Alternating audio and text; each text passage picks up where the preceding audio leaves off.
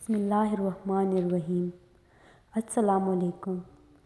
ایک صحابی کے نکاح کا ایمان افروز واقعہ۔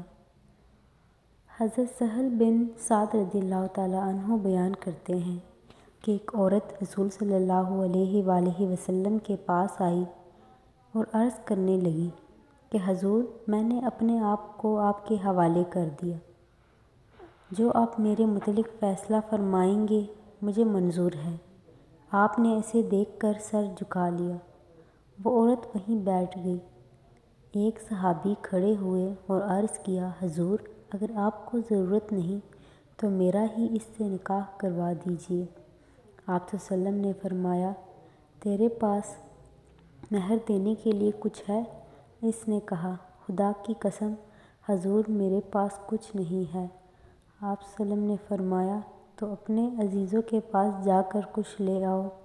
وہ گیا اور واپس آ کر کہنے لگا، خدا کی قسم یا رسول اللہ، مجھے کوئی چیز نہیں ملی۔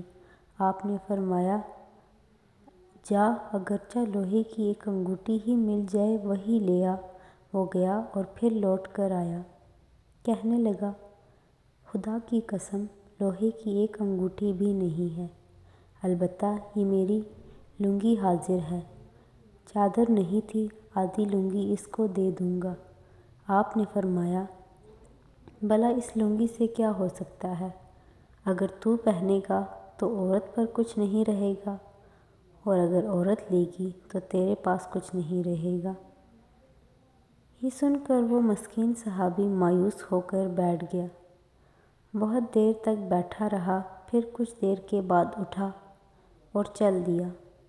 آپ نے دیکھا کہ وہ پیٹھ موڑ کر چل پڑا تو فرمایا، اس کو بلاؤ۔ اس کو بلایا گیا۔ جب حاضر ہوا تو آپ نے فرمایا، تمہیں قرآن کی کون کون سی صورتیں یاد ہیں؟